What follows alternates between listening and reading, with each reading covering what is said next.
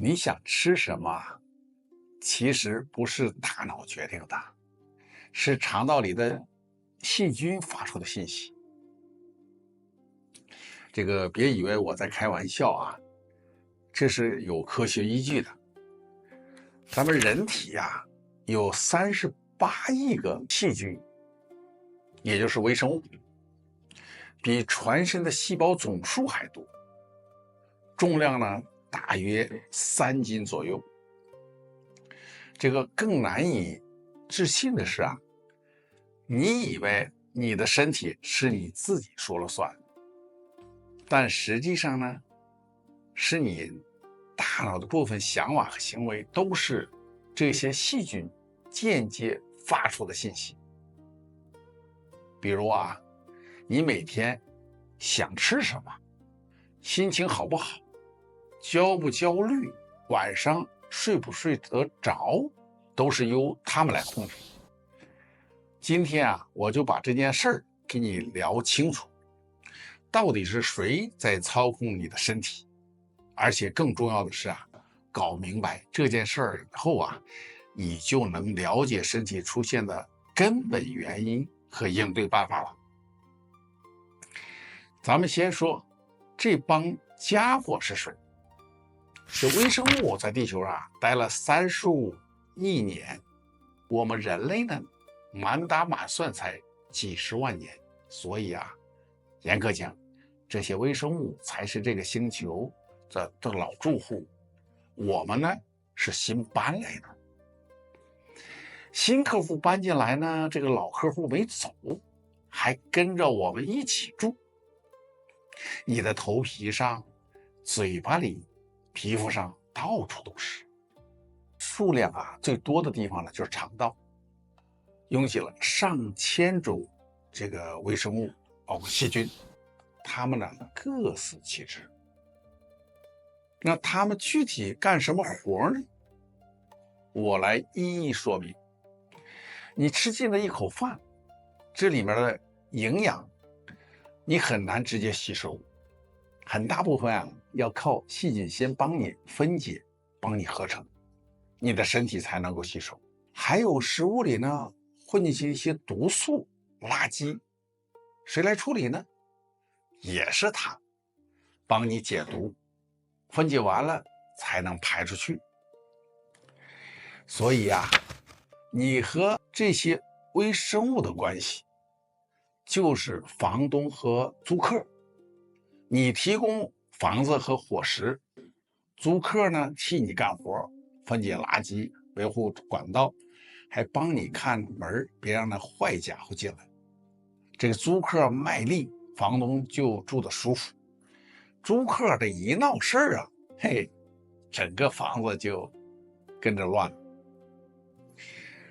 这个道理啊，其实我们老祖宗啊早就悟到了。《黄帝内经》里有一句“得胃气者生”，还有“脾胃是后天之本”。古人说的脾胃啊，换成今天的话，很大一部分就是这套肠道菌群的生态平衡。你看，几千年前啊，我们的老祖宗啊，这个连细菌长啥样都没看，方向呢却是摸得很准，你说神不神？接下来这个啊，就更神奇了。这帮微生物啊，不光管你吃，它连你长什么样都要掺和。嘿，我给你讲个现象啊，比方说，一对汉族夫妇去新疆工作，在那儿生了孩子，孩子啊长着长着啊，这个眉眼啊越来像当地的维族小孩。你要说是报错了吧，人家亲子鉴定都做了，就是自己生的。原因就是新疆的饮食，新疆的菌群环境，让这个小孩啊从小长出来一套不一样的菌群结构，而菌群呢就在暗中帮着小孩塑造了这副模样。你不信吧？我再给你举两个身边的例子。第一个呢，比方双胞胎，这个一个爹妈，基因呢一模一样，可养着养着，两个人越长越不像，各有各的脾气，模样也不一样。为啥呢？后来发现他们的肠道菌群变得不一样。第二个呢，你有没有注意到啊？有一个现象叫夫妻相，这是因为他们经常接吻，而且在一个锅里吃饭，出现了菌群交换的情况。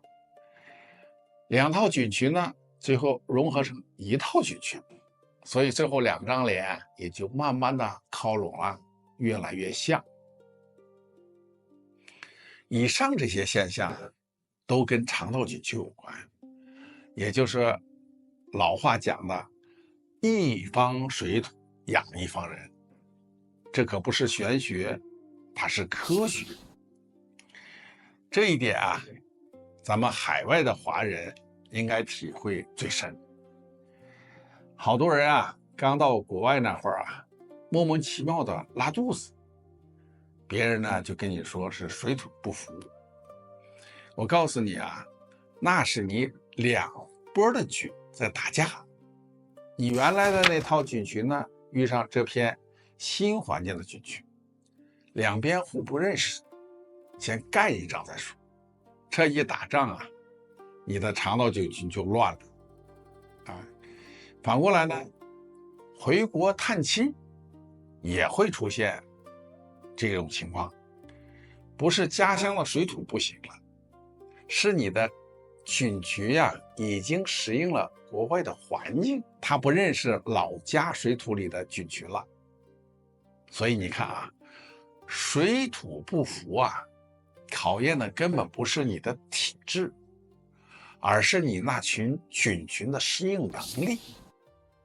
讲到这儿了，有人要说了，李博士，菌群管我吃，管我长相，我认了，可它毕竟是在肚子里待着，我只要不拉不闹，跟它就井水不犯河水了。我跟你说没那么简单哦，这帮家伙的手伸的比你想象的要长得多。医学上有个词儿叫脑肠轴，你的肠道和大脑之间有一条专线电话，肠道这头拿电话筒的是谁呢？大部分时候是这个菌群。你今天呢焦虑不焦虑，情绪呢低不低落，夜里能不能睡着觉，它都顺着这条线上往上传递信号。所以很多疾病你往原因上找，最后都在肠道菌群上。我随便给你说几个这个你比方说这个银屑病荨麻疹这一类呢，反反复复去不了根的皮肤病的问题，还有这个类风湿性关节炎、甲状腺炎，这几样呢看着八竿子都打不着，对吧？但它们共同的特点就是免疫系统乱了套了。免疫系统为什么乱呢？一大半是肠道菌群混乱导致的。再给你说一个例子糖尿病，很多人以为糖尿病就是糖吃多了，但是呢，有一种糖尿病是胰腺组织长期慢性发炎，分泌胰岛素的胰岛细胞因为长期发炎不能好好的干活，胰岛素就不够用了。而胰腺为什么会发炎呢？很多的时候是菌群失调。再加两个例子，老年痴呆、帕金森这几年的研究越来越指向同一个方向，肠道菌群。你看肠子里这点事儿啊，连着你全身。我呢，曾经做过基础医学研究，在实验室里待了12年，大段时间对我冲击最大的就是好多病啊，临床医生只是头痛医头，脚痛医脚，他们只管那个器官啊，只管抢救。至于肠道菌群，他们很少会考虑到。这正是我想告诉你的啊，很多病它不吓人，吓人的是你不知道原因在哪儿。现在啊，你知道了，原因很可能就在肠道菌群紊乱。把肠道菌群养好了，很多问题就自己消失了。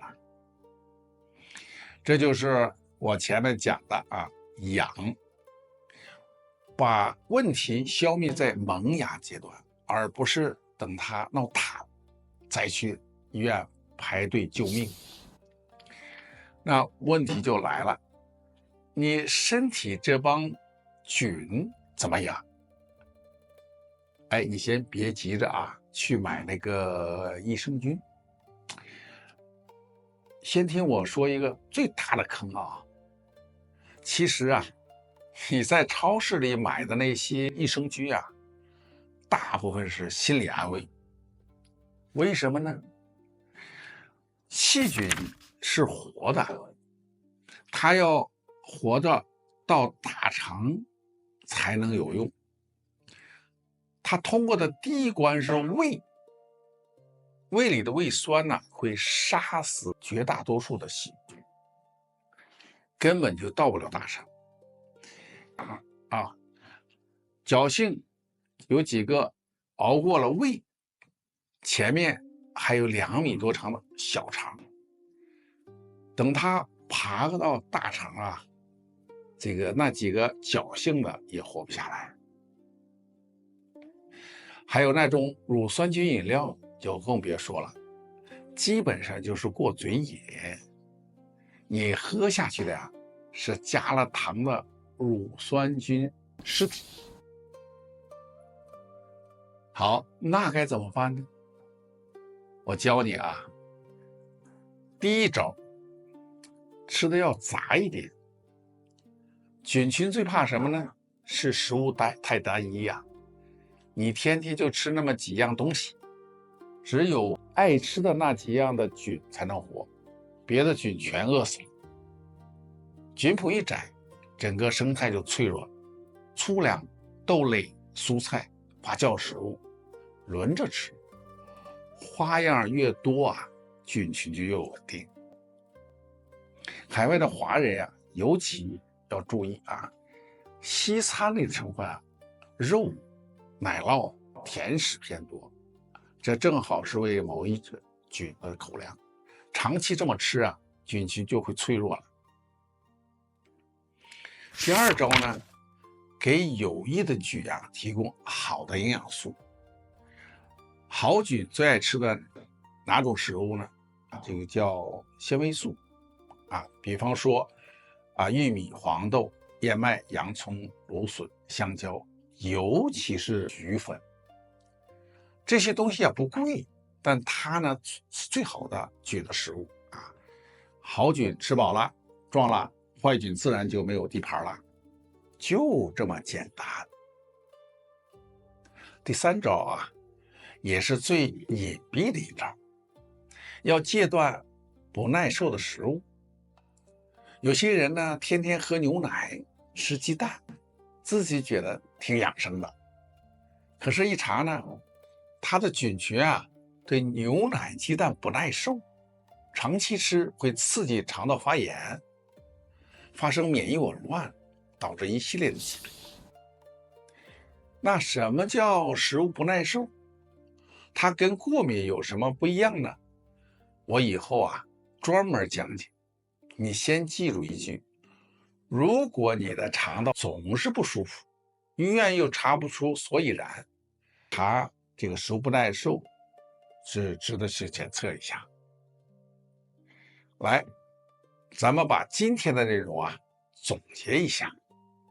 第一啊，你不是你这个身体的主人，你的主人是那38万亿微生物，它影响你身体的方方面面。第二呢，你吃什么，长什么样，心情好不好，背后都是在菌群在操控的。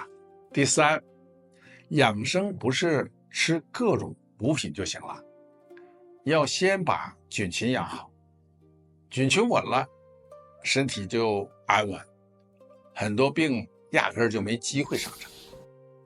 这就是我前面说过的养康医里的那个养，不是养你的嘴，而是养那群控制你的菌群。下期我们聊一下中老年人如何预防高血糖和糖尿病。想知道为什么，那就先点个关注，别下周找不到纲书了最后，你是否经常拉肚、便秘、失眠、有皮炎？